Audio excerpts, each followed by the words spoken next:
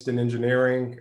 Today we have Mitrex talk about their building facade cladding. We have their CEO and Daniel, and their R&D engineer Hadi, and their sales engineer Parik.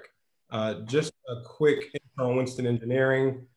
We provide HVAC, electrical, plumbing, alternative energy such as solar, battery backup, and fire alarm design for residential, commercial, and indoor agricultural products. We've done projects across the United States, and we're licensed in quite a few more states. But you're not here to listen to me talk, you're here to listen to the guys at Mitrex, excuse me. And here is the agenda. We're gonna have Parik, go ahead and share your screen so you guys can get moving on talking about your product. Okay, you can let me share my screen and we'll be good to go. Oh, sorry about that. No worries. Share. Oh, hang on. There you go, you can share now. I can share now, perfect. Okay. So thank you very much, Anthony. As mentioned, my name is Parik Lally, and I'm going to cover some of the slides, and we'll be taking questions, obviously, as we go, from Daniel, who's the CEO of Mitrex, and Hadi, who heads up the R&D on the electrical side. But I'm hoping, and I feel you'll find this presentation quite interesting. Mitrex is a very interesting company that I think has some very, very exciting products for the future of sustainability.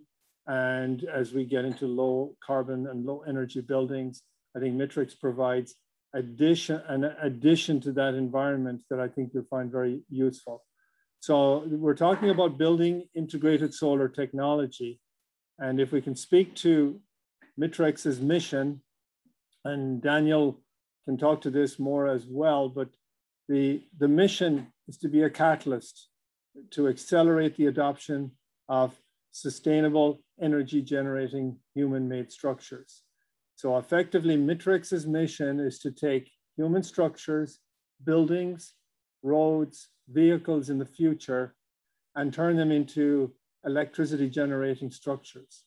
And as we all know, as we speak and do this presentation, we're having severe climate events all over the world.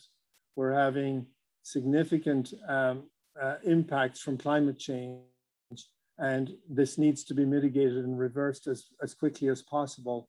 And that is a core mission for Mitrex, is to, anyway, as I say, allow buildings to supply electricity. And I'm going to focus on buildings today in order to reduce emissions, in order to reduce the impact on the grid, in order to provide a cleaner grid. So Mitrex today is already in production on the building side, products we will speak to, has a military application, has some residential applications, including solar shingles and siding, and is in product development in a number of other areas. The history of the company is that over 20 years ago, it started out as Artisanal Stone, a stone company, specializing in high-end custom homes and facades. And that stone company evolved into Cladify, and Cladify's speciality is honeycomb technology. So we're talking structurally strong, lightweight honeycomb technology that acts as the sort of core for a variety of different facades.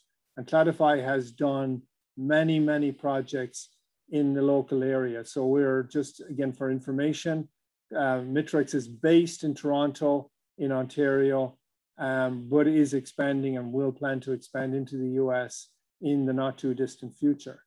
So Cladify is the company that Mitrex evolved out of. And again, the vision of the company was to take what we'll see as a surface of a building, which is designed obviously to provide protection for the building, but now to allow that facade to produce electricity. So using the same sort of honeycomb technology to be able to allow facades, as I said, to produce electricity. Now, the needs are great. We probably, most of the people on this presentation will understand very well the need to reduce our dependency on fossil fuels, the need to reduce our carbon footprint. So low carbon buildings, net zero carbon buildings, net zero energy buildings are already becoming commonplace and will become more and more commonplace as we roll out this as codes, and all of these different initiatives are driving this. All of this has to be done in order, as I say, to reduce our footprint. But in addition to, net zero carbon and net zero energy buildings, if we can further to that, have those same buildings produce a significant amount of the electricity requirements for those buildings, that to me is a third leg to the stool and a very, very important part of our future. The other aspect of this is how can this be done in an aesthetic way? Because the traditional solar options, whether we're talking wind or rooftop, are not considered to be aesthetic solutions. And this is one of the significant advances which we will speak to in this presentation is Mitrex's advances in terms of technology, so that we can not just have an integrated system, but an aesthetic system. So if we'll speak to that for a moment, Mitrex operates on 3 integrated product principles. And those principles arose out of the research and development that was done over many years as Mitrex moved to try to go from being a cladding company as Cladify to an integrated solar voltaic company called Mitrex. The barriers to entry, there were a number of those. And the main barriers to entry were, for this market, were aesthetics. One of them, excuse me. Architects are very interested. All the surveys show very high percentage of architects want to integrate solar into the cladding of a building, but they want to do it in a way that is aesthetically pleasing. They're very hesitant to do it if it's not so. So that is a core part of Mitrex's mission and accomplishments today, is to produce energy generating facades that are not just functional, but highly aesthetic. Another barrier to entry was people talked about cost. How can we have this but not have to pay an arm and a leg for it? So again, Mitrex introduced a costing model that allowed this to happen. And this we will speak to further into the presentation, where cost should no longer be a barrier to the adoption of photovoltaics in the cladding. The third leg, in addition to aesthetics and cost effectiveness, is fabrication and supply. Again, over the years, there hasn't been any companies out there that have state-of-the-art high capacity production. Mitrex now has the capability of manufacturing 25,000 square feet a day from its first factory in the Toronto area. So with a great capacity for customization as well. Now, as we go into the future, the desired city, as we're looking at, is not just buildings, but many other surfaces, potentially roads, etc., noise barriers, sidewalks, all have the capability of producing electricity. So we're tapping into the free energy source of the sun and converting that into a need, and at the same time being more sustainable. So the solutions will give you a building that look pretty much exactly like or better than the buildings today, because the aesthetics, as you will see, are very broad.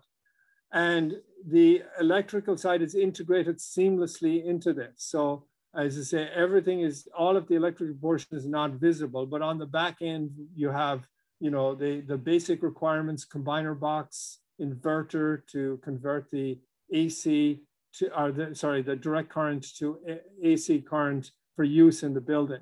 So what you've got is a seamless, essentially, introduction of electricity to the facade, and it's to the onlooker. They're not going to see anything different about the building except that it's much more functional. So any questions so far? We're good. All right. So I want to talk here about the aesthetic. So this is what a panel can look like. This is a marble finish. What we're looking at here, the panels have this, as I mentioned before, the honeycomb backing. Mounted onto the surface of that is a highly durable, as you will see, a highly durable tempered glass facade. Embedded into that facade can be embedded any color system you want. So it's an embedded paint into that facade. And you can literally, as I say, have a marble look, you can have a wood look, you can have a stone look, many different colors you can have.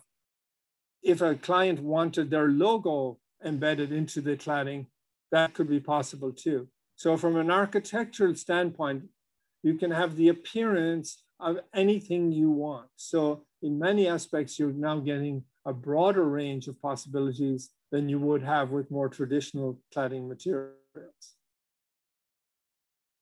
From a technical standpoint, the solar cladding is essentially a rain screen system. So in many ways, it's like any other rain screen system where it's attached to the building there are different options, interlocking channel or anchor plate or other Z-clip attachment options to anchor this rain screen cladding system to the wall. You've got an airspace behind the cladding and then insulation behind that. So it's very typical of any other building. As I say, the only real difference is this: there's obviously wiring that goes back into the building and the facade is producing electricity. What are the components or the basic components of the two main products? Here we have the solar cladding on the right. We've got the honeycomb technology, the customizable facing, and the solar cell in between. On the left, you've got the solar rail, which is the two layers of tempered customizable glass with the solar cell in between. So again, depending with the cladding on color, you'll have different levels of efficiency. So you'll always be a consideration as to, what is the aesthetic versus what is the level of efficiency that you want from the cladding. In terms of the railing, again, there are a variety of different options. There are options in terms of transparency. You can have almost fully transparent to opaque. Those choices obviously, again, will impact electricity production. The more transparent, the less energy produced. The more opaque, the more energy produced. So that's a decision the owner of the building, the clients will make, depending again on their desired look. And of course, there are many different colors available as well. And all of the fittings you'll typically see on solar railing are of course available with a Mitrex system as well, whether you're talking base shoe railing systems or cap railing systems. So taken all together, we have now a building that can essentially, in this case, have the look of a stone building where the cladding is producing electricity, the windows are producing electricity, and the railing is producing electricity. So any questions on this so far? Yeah, I see a couple. What is the actual efficiency of the panels? Yeah. So Daniel, can you, I'd love you to step in and answer these questions if you don't mind. Of course. You asked what is the efficiency of our panels? Yes. So the efficiency of the panels, it all depends on the color and the texture that we apply to these panels. The lighter the panels are, the less efficient. The darker they are, the more efficient they get. In comparison to traditional solar panels, how do they compare? So traditional solar panels, they usually have a 22%. I mean, the best ones, the highest efficiency is about 22%. And our panels, they vary anywhere from 22%. We have some granites and some other textures that are exactly like traditional solar panels, no difference. So they start from 20%. And the lowest one that we have is 18% efficiency. Okay. And your stone panels, what are the efficiencies on those? Depends on the color of the stone. If you look at the Mitrex website, there are many stone options that we have. It depends on the color of the stone that we choose. Okay. It varies. But the point is, with the Mitrex cladding product, we are competing against products that are 0% efficient. Concrete, aluminum, or any other cladding material, porcelains, stones, they have 0% efficiency. With Mitrex, we can mimic those looks, those colors and textures, and have 18, 20%, 22% efficiency on the panels. Okay. And Daniel, also, could you maybe speak to, again, obviously, on a wall versus a roof, the relative efficiencies, and also, speak to, north, south, or south facades, east facades, west facades, because, I was, in a discussion today, somebody's like, okay, I want to go with the south facade, but that's it. Could you speak to those points as well? Yeah, of course. On the south elevation, when we are on the northern hemisphere, we have the best power output and best efficiency on the south wall. And when we go to east and the west, we lose about 20% of the efficiency. So let's say the panels that we have on the south wall, they are 400 watts. They act as a 20% less efficient, 320 watt panels on the east and the west, which is still a lot of energy coming from the two walls. Our factory, as a matter of fact, we put solar panels on our west wall, which is the sunset, and part of the energy and part of the electricity for the factory is coming from the west elevation. When we go to the north, compared to the south, we lose about 50%. That is on a BIPV, on the building wall, we are comparing different elevations together. Now, if we compare the angles and how we design the BIPV on the buildings, the best and the most efficient angle for a solar panel is about 20 to 30 degrees, which can be applied on the roof, or it can be applied as a shading or a carport. Or we are doing a project with one of the universities in Canada, and we designed the walls on a kind of a 45 degree, like louvers, and we have a perfect angle for the BIPV, and it's integrated into the walls. When it comes to the vertical 90 degree, we lose about 30% of the power. So it all depends on how we position the solar panels. And on a vertical 90 degree typical standard walls, we are 30% less efficient than the ceilings or the roof or the areas that are 20, 30 to 0 degrees. So that's the other, difference we have between them. But our idea in Mitrex, we are not looking at walls to add panels on them. We are looking at integrating solars into the existing product. So our panels, they act as a building cladding. They are the building cladding and they're producing energy. So it's a combination of the both.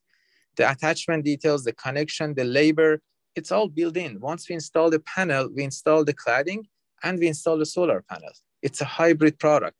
And that's how we see things. We don't see them as applying on top. The problem with roof is one team has to do the roof, install all the components of a roof. Another team has to come, drill into the roof, and install all the components of the solar. So that's where we lose efficiency. That's where we add cost. If we have a roof that's built in, integrated, same as the shingles from Tesla, they're integrated.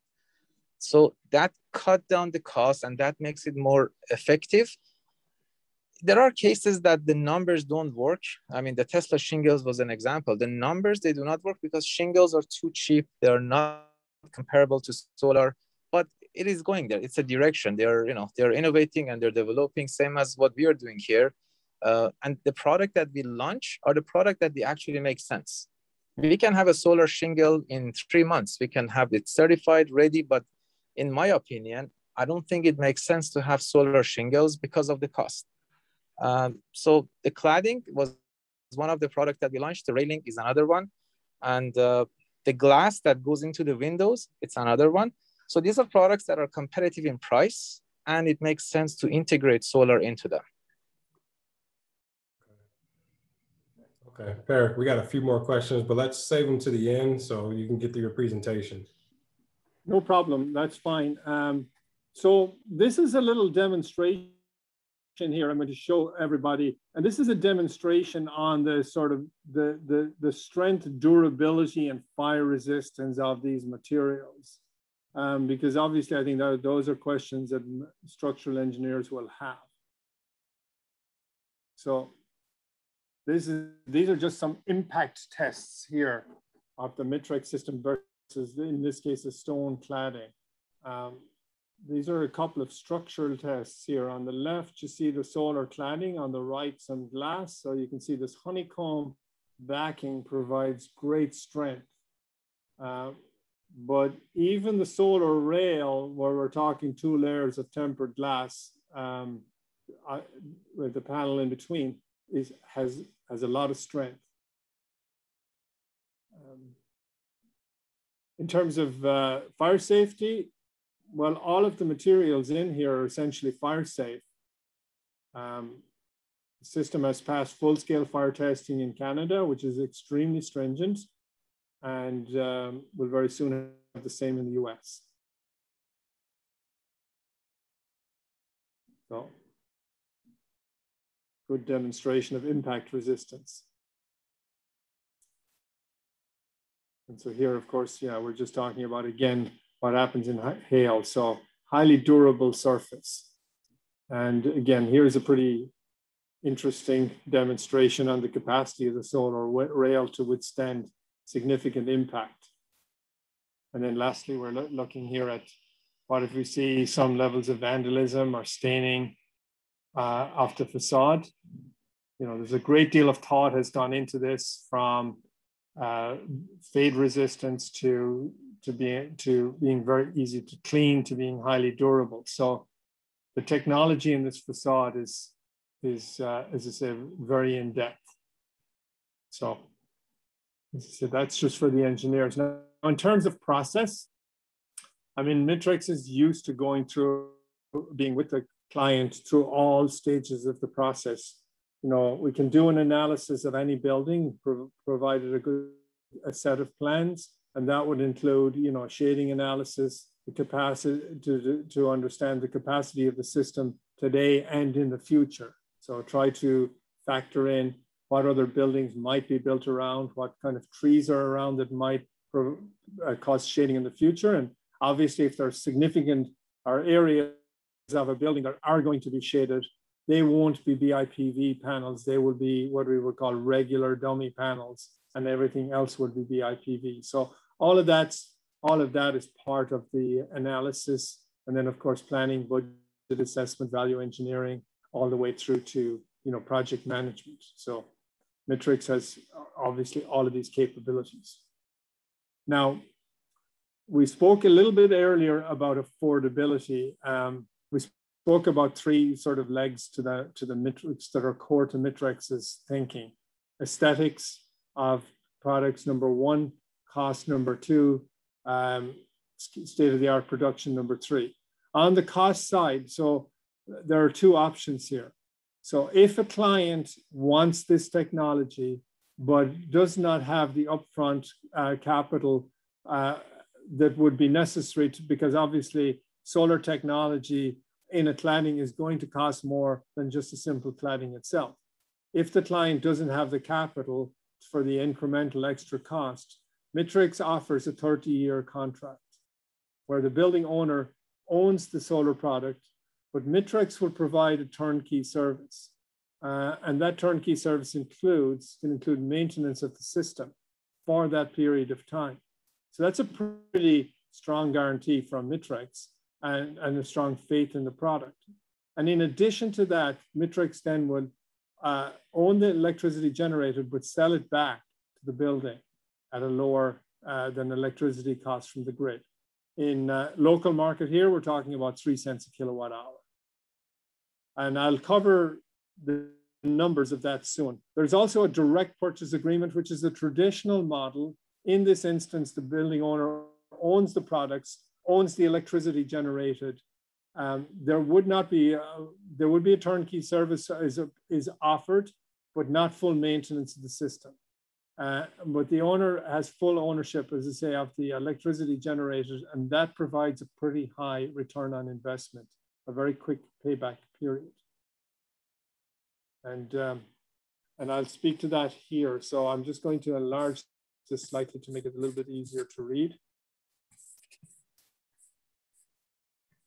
So these are, oops, excuse me. So these are ownership models here. So if we're talking, for example, 100,000 square feet of cladding on a building, a good quality, durable cladding, which you would need on any institutional or high-rise building, from a supply and install perspective, would be about $6.5 million. That's about $65 a square foot. As I say, that's a supply and install of a good quality cladding. Now, Mitrex, under its power agreement, could actually provide that cladding to the building owner at a cost lower than that, potentially as much as $2 million lower than that, but certainly at a lower than the market cost for the cladding. Additionally to that, over a 30-year period, the owner would generate a revenue from a lower electricity cost. As I mentioned, Mitrex would sell the electricity back to the owner at a lower than market rate cost. That could expect to generate about $720,000 in this scenario. So that's a very attractive financial model, and the system is also maintained during that period of time of 30 years. The direct purchase agreement, on the other hand, there would be an incremental additional cost of about $15 a square foot over and above the $65 a square foot for the supply and install of the system. So now we'd be talking about $80 a square foot, or about $8 million to supply the system and install it. However, the owner now has the benefit of the electricity produced, and that would be a value to the tune of about $4.8 million. So that's a very significant return. So overall, with the Mitrex system, the client is actually paying less, much less over the life of the building for the cladding and getting a more sustainable solution. Now, I won't go into the details of the solar glass because the numbers are pretty similar, but under the direct purchase agreement, you could expect on this basis of these numbers, a rate of return of about 320% over 30 years, or a payback period of about 9 years. Now, that does not include the potential incentives that are out there. And though there are significant incentives, again, Anthony, I'm not sure, obviously it varies from state to state, but typically you will have both federal and state incentives for solar. Yeah, we and have so about 20 some odd percent rebates on the federal level, I believe. I'm not sure about this, state level, but it's fairly significant. Yeah.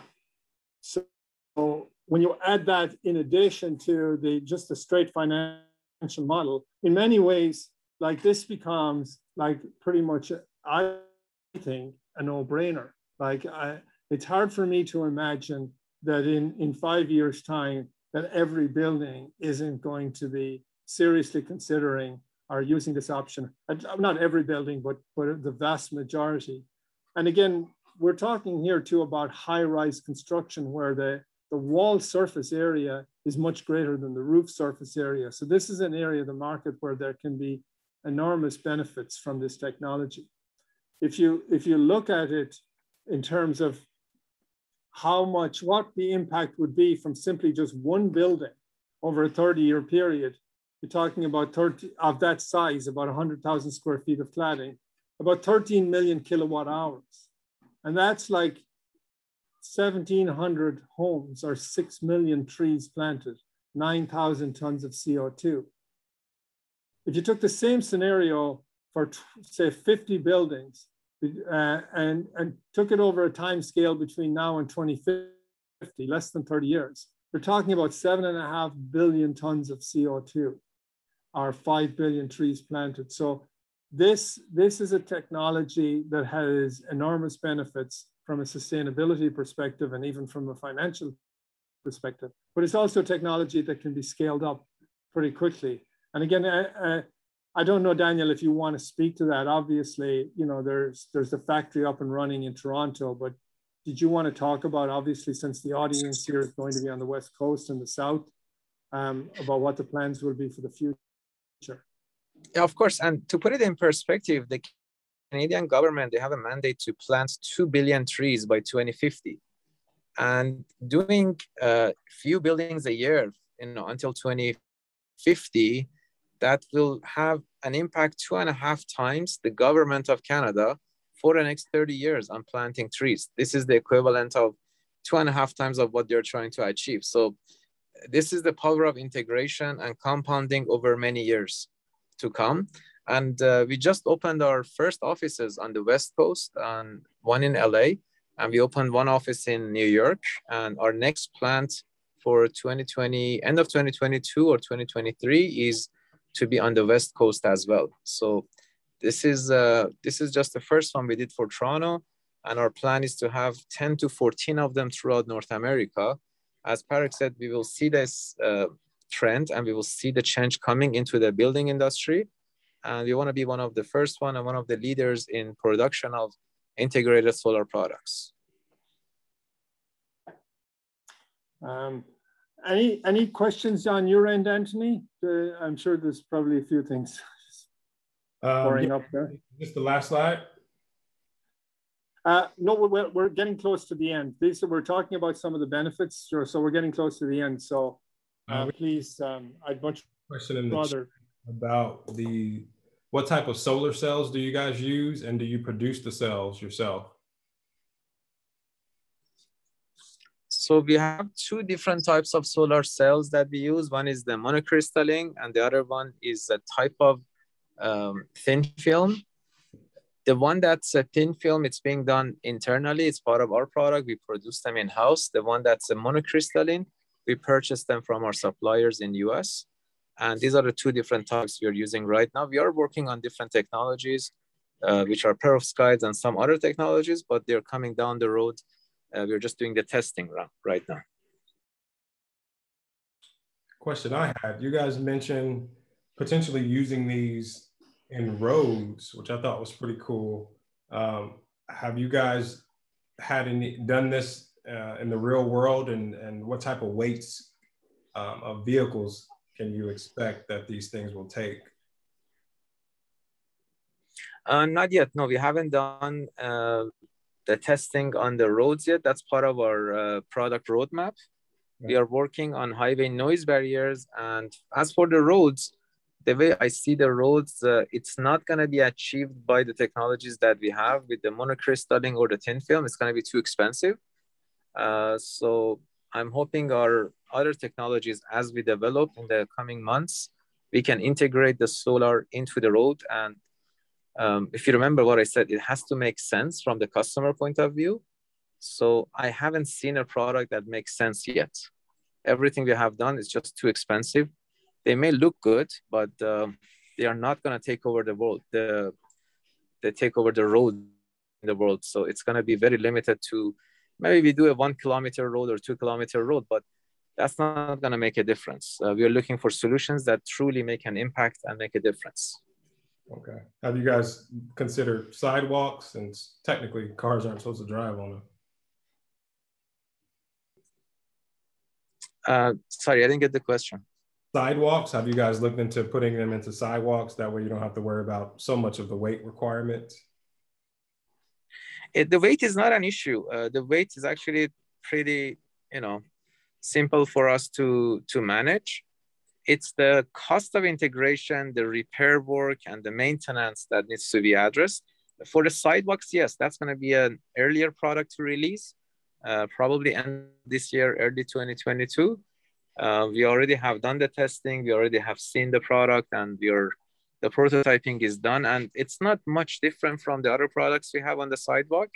So that's a lot easier. And the first one, we are actually planning to do it in our own office. We have a sidewalk of about a few hundred feet. So that's all going to be solar. Very cool. All right, I think that was it for questions. I have a question, Anthony. In New York, they have a legislation that's come through called Local Law 97. And effectively what that means is that they have obviously want to reduce CO2 emissions from buildings. You know, and in New York, buildings account for almost 70% of emissions. They want to reduce them by 80% by 2050. So I've come in with this legislation, which effectively says for buildings of a certain size, 25,000 square feet or up, they're going to be measured for their energy use intensity. And if they meet, unless they're below certain levels, those buildings will be penalized or literally fined.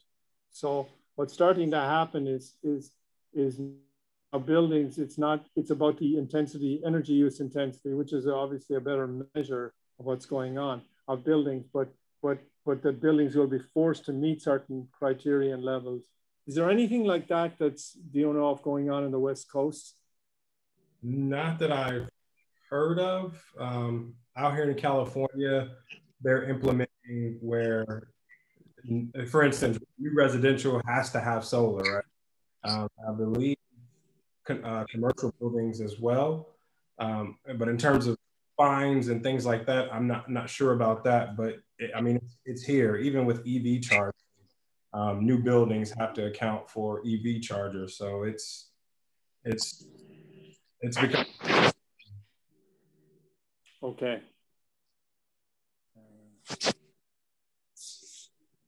The other question that I just noticed is the size of the panels. They're roughly 1 meter by 2 meter, about 40 inches by 80 inches for a 400 watt panels. And how is customization possible? Yeah, all these panels, they can have different colors and textures. So that's the true capability of Mitrex when it comes to creating solar panels. We are even working on a few solar farms that they create an image for the specific countries or their flags or the leaders or the founders of that country. So these solar farms, they don't look just black.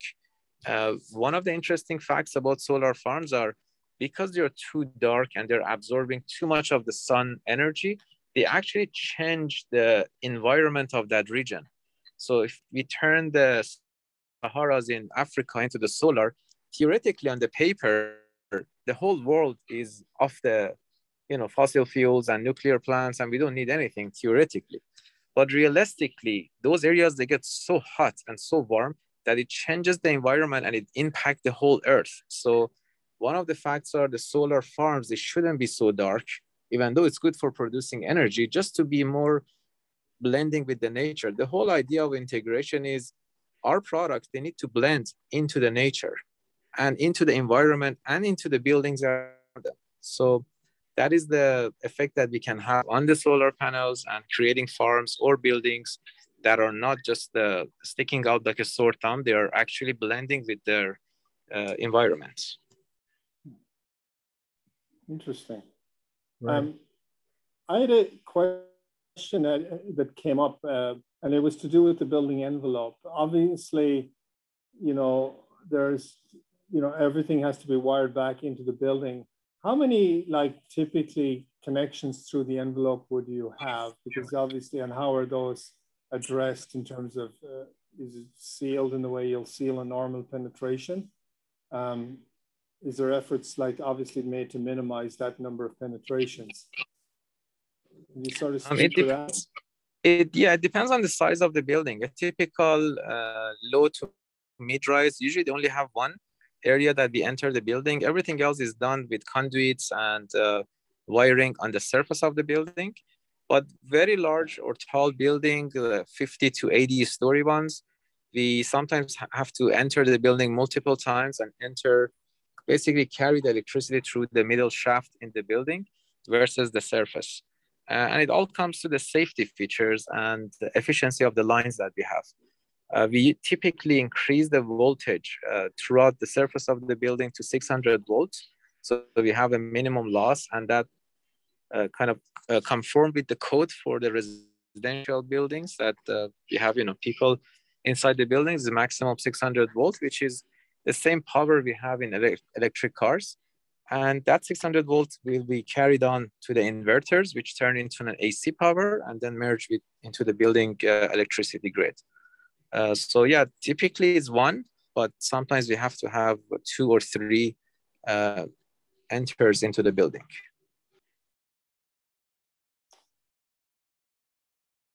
Okay, thank you very much. That's great. Are there any more questions on your end, Anthony?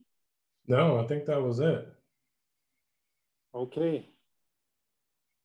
Well, I think if that's okay, I mean, as you say, we can just leave it there. But okay. Obviously, you can put up our information afterwards. People can contact Mitrex or contact myself, and I can support them with the technical information that they need. Here, I will share my screen. Oh, there is a question. The 400-watt panel, what is the size? Was that addressed? Yes, it was. Yeah. Okay, great. I definitely appreciate you guys' time. Like I said, I will upload this video, and now I know that you guys are expanding, doing more buildings in the U.S. Definitely let us know. We can help you out with the MEP engineering portion of it.